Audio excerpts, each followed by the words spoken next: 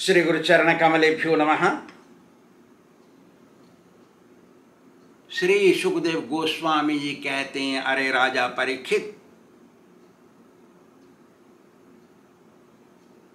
राजसूय यज्ञ में, हस्तिनापुर में राजसूय यज्ञ हो रहा था।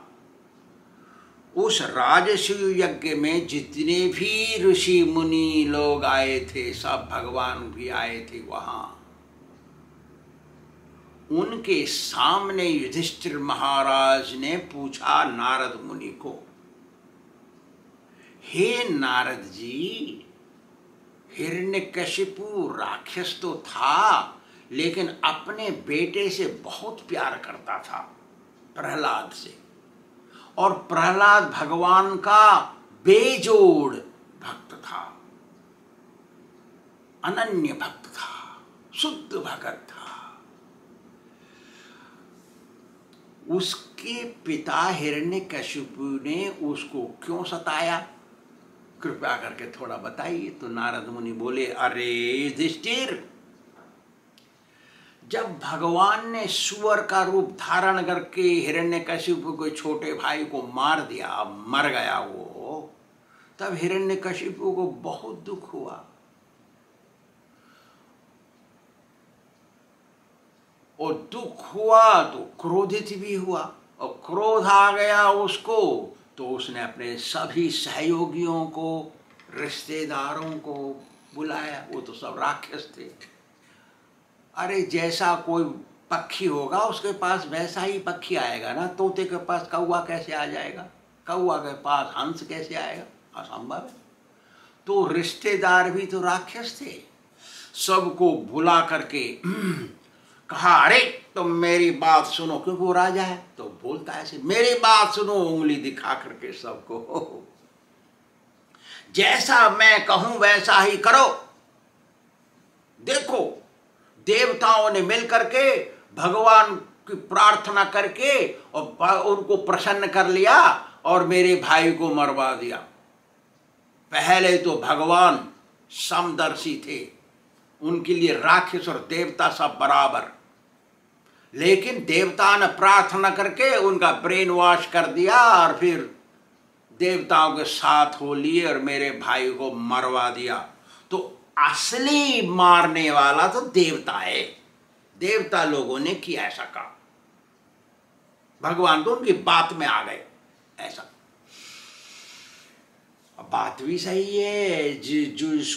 जो कोई हमारे अपने आदमी को किसी प्रकार से विरोध कर देता है, द्वेष कर देता है, सताता है, मार देता है, तो हम भी उसके ऊपर बदला लेने को तैयार हो जाते हैं। उसके रिश्तेदारों को मार देना चाहते हैं, उसको मार देना चाहते हैं, या उनको कष्ट देना चाहते हैं, कुछ भी ऐसा ही चाहते हैं ना। उनके स्वभाव ऐसा सबका होता है। केवल एक शुद्ध भगत का स्वभाव सही होता है, वो कभी किसी से बदला नहीं लेना चाहता। शुद्ध भगत तो देखता है पर दुखे दुखी, पर सुखे सुखी, दूसरे के दुख में दुखी होता है, दूसरे को सुखी देख के प्रसन्न होता है। वो तो भगत है, वो कभी बदला नहीं लेता है। मनुष्य तो जिसने तकलीफ दिया उसके संबंधियों को भी तकलीफ देते हैं वापस, इतना तक बदला लेना चाहते हैं। तो हिरण्यकशिपु आगे कहता है, मेरे हृदय में हिंसा का भाव उठा है, क्योंकि पहले वो विष्णु है ना, वो विष्णु पहले तो शुद्ध था, सब किसी की ओर नहीं लेता था, सबको बराबर देखता था। लेकिन वो माया में फंस गया, इसलिए वो अपने शुद्ध स्तर से गिर गया, माया में गिर गया वो। क्योंकि वो अनेक प्रकार के स्वरूप धारण कर लेता है और मार गिराता है हम लोगों को। मेरे भाई को सुअर का स्वरूप लेकर मार दिया, बोल रहा है वो अपने स्तर से गिर गया। उसका स्वभाव बच्चे जैसा हो गया। बच्चा को तुम कुछ खिलौना दे दो, मिठाई का टुकड़ा दे दो, वो तुम्हारी बात मानेगा। फिर ऐसे ही थोड़ा प्रार्थना कर देने से उसका दिमाग सही चंचल हो गया है, और जो प्रार्थना कर देता उसी की तरफ ले लेता, उसी की ओर चलता है वो। अब मैं उससे युद्ध करूंगा, हिरण्यकशिपु बोल रहा है, अब मैं उससे युद्ध करूंगा और युद्ध करके उसके गले को अपने त्रिशूल से काट दूंगा और गरम गरम खून निकाल के उसके शरीर से अपने भाई का तर्पण करूंगा। देखा कैसे कैसे सपने देखते हैं, इन्हीं को कहते हैं राक्षस, जो ऐसा सपना देखते हैं। जो उल्टा सोचते हैं ना वो राक्षस होते हैं, याद रखो, चाहे वो साधु का स्वरूप है या ब्राह्मण का स्वरूप है या जनता का स्वरूप है, कैसा भी है वो, जो ऐसा उल्टा सोचता है, दूसरे से बदला लेना चाहता है, दूसरे को कष्ट पहुंचाना चाहता है, दूसरे के सुख को नहीं सहन कर सकता है, उसी को राक्षस कहते हैं। 10वें स्कंद के प्रथम अध्याय में कहा गया है, कलयुग में राक्षस मनुष्य के स्वरूप में रहेगा पृथ्वी पे, ऐसा लिखा है, भागवत में है। ये जो विष्णु है ना मायावी हो गया है, बड़े बड़े चमत्कार देख करता है और जैसा स्वरूप चाहिए वैसा लेकर के और हम सबको मार देता है। अब मैं ऐसा इंतजाम करूंगा कि ये विष्णु रूपी पेड़ गिर जाए, पेड़ उखड़ जाता है तो उसकी डालियां और पत्ते सब सूख जाते हैं, नष्ट हो जाते हैं, ऐसे ही मैं उसको गिराऊंगा, विष्णु को, वही मूल है ना सबका, जड़, उसको गिराऊंगा। वो गिरेंगे तो सारे देवता और पितर और ऋषि मुनि सब ब्राह्मण सब समाप्त हो जाएंगे। हिरण्यकशिपु ने आगे कहा, जाओ तुम पृथ्वी पर, अपने राक्षसों को कह रहा है, सहयोगियों को और रिश्तेदारों को, जाओ तुम पृथ्वी पर, जहां पर भी तुमको ब्राह्मण और क्षत्रिय यज्ञ करते हुए मिले उनको मार दो, बात मत कर, मार दो। कोई भी धार्मिक कार्य कर रहा हो उसको मार दो, क्योंकि देवता, ऋषि मुनि और पितर लोग इन्हीं धार्मिक कार्य यज्ञ अनुष्ठान से ही प्रसन्न होते हैं, उन्हीं से उनको ताकत मिलती है, उन्हीं चीजों से उनको ताकत मिलती है। जब यही चीज बंद हो जाएंगे तो उनको ताकत नहीं मिलेगी, अपने आप बलहीन हो जाएंगे, कमजोर होकर मरेंगे वो।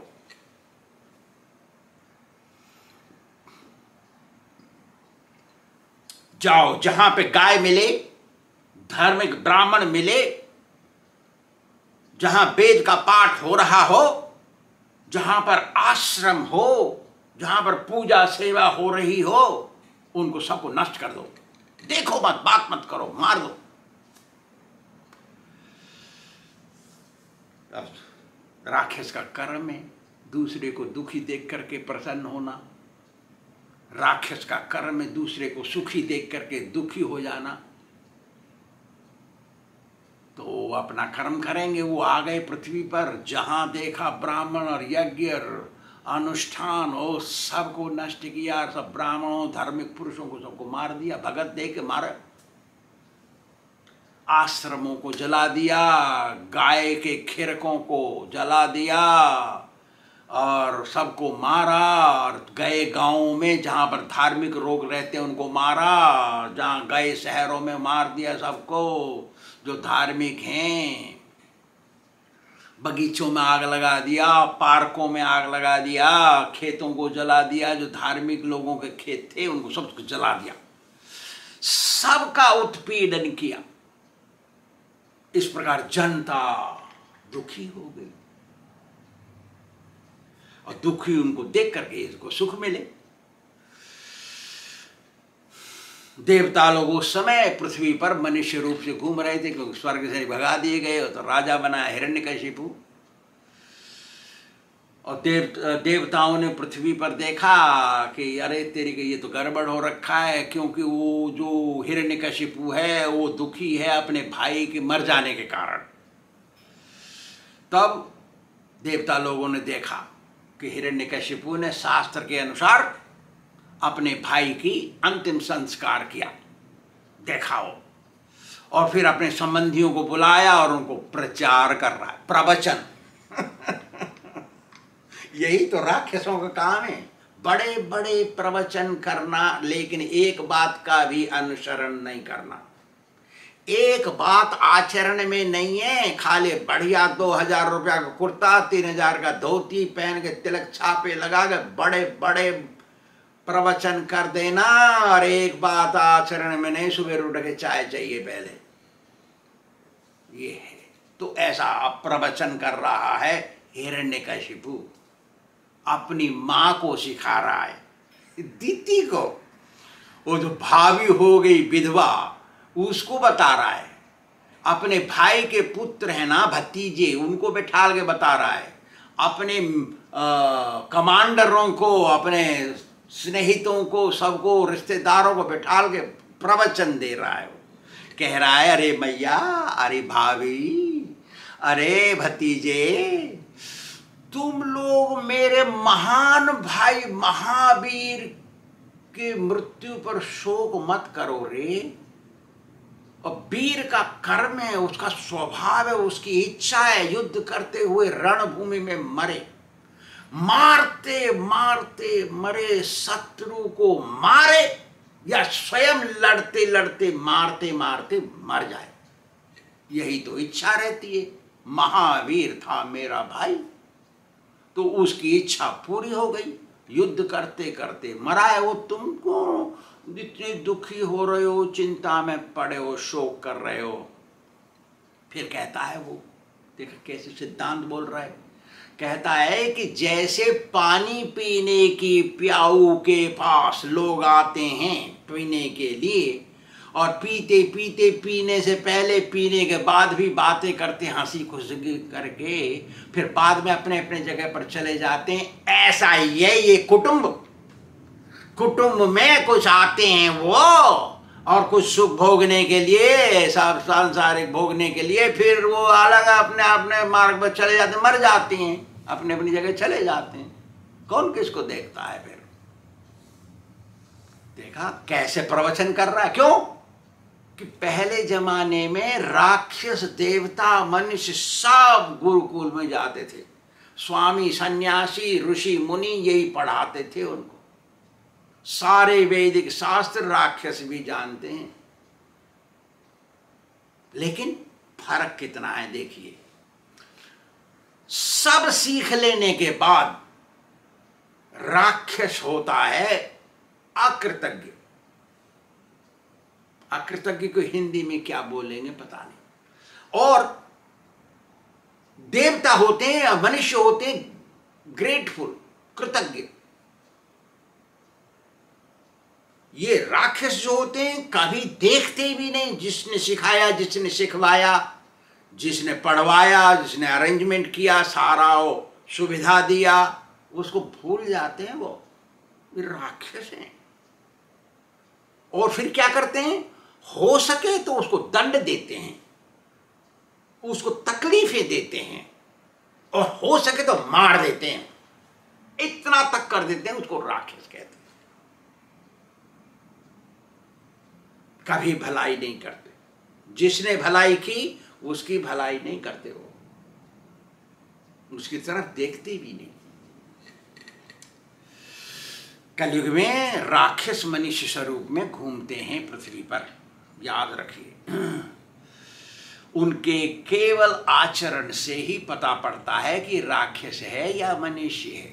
अब राक्षस आ जाए और उसको व्यवहार से मालूम पड़ जाए कि ये तो राक्षस है, कहेंगे राक्षस तो वो मारेगा, इसलिए सब चुप रहना ही अच्छा है भैया, हंस हंस के बात करो और नमस्ते प्रसाद खाओ जाओ, ऐसा व्यवहार करना पड़ता, करना चाहिए, नहीं तो गड़बड़ हो जाएगा। तो हिरण्यकशिपु अपनी माता से आगे कहता, अरे मैया देख, शरीर ही नाशवान है, आत्मा तो शाश्वत है, कभी नहीं मरती वो, और ये आत्मा सब जगह जा सकती है, कभी स्वर्ग में, कभी पाताल में, कभी पृथ्वी पर, और 84 लाख प्रकार के शरीरों को ग्रहण कर सकती है। 84 लाख योनियों में घूमती, योनि मतलब शरीर, 84 लाख योनियों में घूमती है ये आत्मा। और आत्मा नीच से नीच स्वरूप धारण करने के बाद भी शुद्ध रहती है, कभी गंदी नहीं होती है। और शरीर, भौतिक शरीर और इंद्रियों से हर समय अलग रहती है। देखिए क्या पढ़ा रहा है वो, और है राक्षस, और अभी प्रवचन कर रहा है जो झोला छाप डॉक्टर जैसे दवाई बांटता है, ऐसे ही झोला छाप पंडित। क्या करें? आत्मा अपने कर्मों के अनुसार माता एक एक प्रकार के शरीर धारण करता है, सुख दुख भोगता है। लेकिन जो अज्ञान अंधकार में पड़ा है ना, वो आत्मा और शरीर को एक समझता है मैया, उसका सूक्ष्म शरीर कभी नहीं मरता है, ऐसा बोल रहा है वो बात सारी शास्त्रिक बातें। हे माता, जैसे एक पेड़ की परछाई हिलते हुए पानी में, और कोई पेड़ खड़ा है तालाब के किनारे या नदी के किनारे, और वो पानी जल हिल रहा है हवा से, और उसमें छाया पड़ रही है पेड़ की, तो छाया हिलती हुई दिखाई देगी, हिलती हुई छाया। लेकिन पेड़ की तरफ देखो, पेड़ का तो ट्रंक पूरा कठोर है, खड़ा हुआ है, वो तो हिल रहा नहीं है, लेकिन छाया हिल रही है। उसी प्रकार हे माता, इस संसार में परिवार में आते हैं लोग, सुख दुख भोगते हैं, कष्ट भोगते हैं, और हंसी मजाक करते हैं, कूटते हैं, पीटते हैं, रोते हैं, कुछ करते हैं। ये सब आत्मा से कोई संबंध नहीं है। आत्मा तो स्थिर है, खाली ये शरीर चल रहा है। जैसे पेड़ का छाया हिल रहा है हिलते हुए पानी में, पेड़ सही है, ऐसा आत्मा है मैया। स्थूल शरीर से आत्मा का कोई संबंध नहीं है मैया। संबंध ना होने पर भी अज्ञानी पुरुष मान लेता है कि संबंध है, तभी वो रोता है। कुछ गड़बड़ी हो जाए, कोई घर में परिवार मर जाए, वो रोता है। लेकिन जिसको ज्ञान है वो तो मालूम है, ये तो थोड़े समय के लिए था, चला गया अपने कर्म के अनुसार जहां गया। अरे जब तक जिंदा है उसको मार्ग में रखो, स्वयं मार्ग में रहो, भगवान का भजन करो, भगवान का भजन कराओ। मर जाएगा तो जाएगा, अपने कर्म के अनुसार कम से कम सुख तो भोगेगा। इसलिए जप कराना, हरे कृष्ण कृष्ण कृष्ण हरे हरे, हरे राम राम राम हरे, जप कराना, भक्ति कराना, एकादशी का उपवास कराना, स्वयं करना। तो यदि हम कहेंगे तू कर और वो सोचेगा ये नहीं कर रहा है, तो करेगा नहीं, मानेगा नहीं बात को। ऐसा सुख दुख का अनुभव अपने कर्मों के अनुसार आता है मैया। देखा कितना बड़ा बड़ा प्रवचन कर रहा है वो। तो राक्षस और देवता इस पृथ्वी पर मनुष्य स्वरूप में घूमते हैं, और केवल उनके व्यवहार से, उनके आचरण से, उनकी बातों को सुन करके ही अनुभव किया जा सकता है कि कौन राक्षस है और कौन देवता है। बेस्ट भगवान की भक्ति करना, कृष्ण भक्ति करके वैकुंठ जाना, आखिर में तो मर जाना है, मरने से पहले भगवान का भजन कर लेना कितना अच्छा है। श्री राधा गोविंद भगवान की जय।